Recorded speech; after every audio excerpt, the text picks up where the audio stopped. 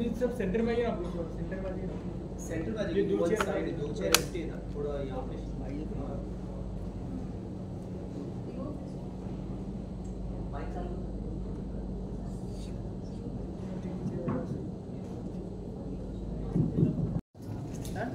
Wait, look here everyone. Sir, look here. Sir, look at this camera. Thank you. काही वर्षांपूर्वी सुगरण नावाचा कार्यक्रम anchoring करत होते त्या कार्यक्रमाचं, आणि खरं सांगू तर तोपर्यंत कधीच किचनमध्ये गेले नाही किंवा कधीच किचनच्या कुठल्या पदार्थाची, म्हणजे मला कसुरी मेथी हा पदार्थ माहितीही नव्हता. त्या सुगरणच्या किचनमध्ये गेल्यानंतर मी त्या शेफला विचारलं, अहो हे काय आहे, तेव्हा त्यांनी सांगितलं की मग मी ते शिकले. म्हणजे तिथून अशी माझी इतक्या अज्ञानातून सुरुवात झाली होती.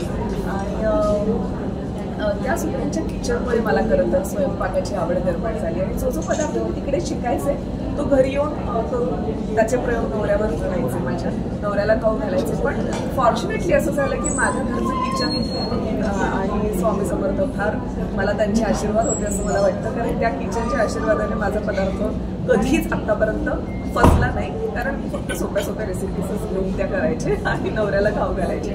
पण नवराही कौतुक करणार असल्यामुळेच कदाचित मला ते बळ मिळालं, आणि मी अजून नवनवीन पदार्थ शिकून ते घरी ट्राय करायला लागले. हळूहळू मला त्याची आवड निर्माण झाली. मग त्यानंतर मला मुलं झाली, आणि मुलांनाही म्हणजे त्यांना पौष्टिक काहीतरी खाद्य द्यायचं हे प्रत्येक आईचं म्हणजे काय म्हणूया, तिला इच्छा असतेच की मुलांना काहीतरी पौष्टिक द्यायला हवं. त्यामुळे मग मी अजून नवनवीन रेसिपी, नवनवीन काही पौष्टिक मुलांना खायला देता येईल याचं बघायला लागले. मग यूट्यूब सर्च करायला लागले, आणि मग त्यानंतर मी आता स्वतः माझ्या इन्स्टाच्या चॅनलवर छोटी छोटी भूक नावाचं पण एक सदर तयार केलेलं आहे. तर तुम्ही इच्छा असल्यास माझ्या योगिनी चौक इन्स्टावर जाऊन सुद्धा बघू शकता छोटी भूकचे सगळे एपिसोड. सो आता मी प्रचंड आनंदाने आणि तितक्याच अभिमानाने आणि उत्साहाने वेगवेगळ्या नवनवीन हेल्दी रेसिपीज तयार करते. योगिनी मॅम, मला तुम्हाला एक प्रश्न विचारायचा आहे की असं म्हणतात संज्ञा होती बरोबर, पण आता हा जो प्लॅटफॉर्म जो मिळाला आहे तो त्यांना कितपत उपयोगी पडणार आहे, की पुढे जाऊन त्यांच्या फ्युचरमध्ये वगैरे एक फक्त तो टॅग न लागता क्वीन हा टॅग हा मिळेल का?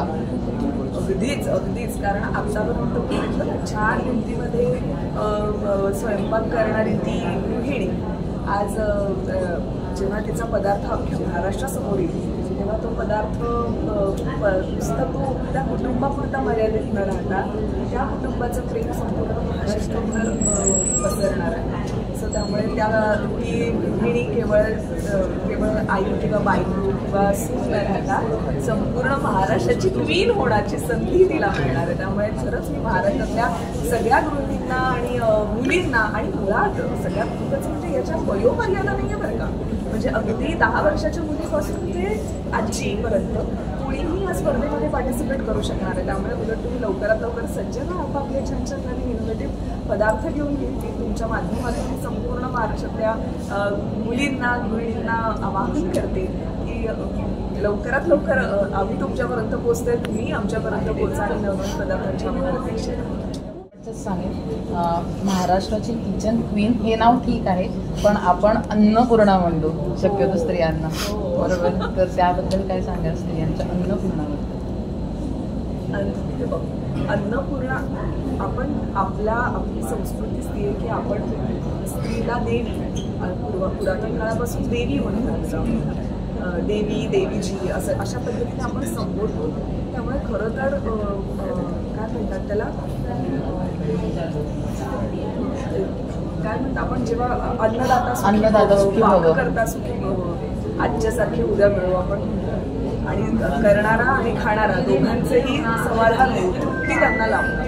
तर इतकं अन्नदानाचं किंवा अन्न बनवण्याचं, अन्न खाऊ घालण्याचं इतकं या कार्याला पुण्यकर्म म्हटलं गेलं आपल्याकडे. त्यामुळे उलट हे पुण्यकर्म आहे, आणि त्यात ते जे तयार करणारा जो व्यक्ती आहे त्याला अन्नदाता, अन्न देणारा असं म्हटलं गेलं आहे.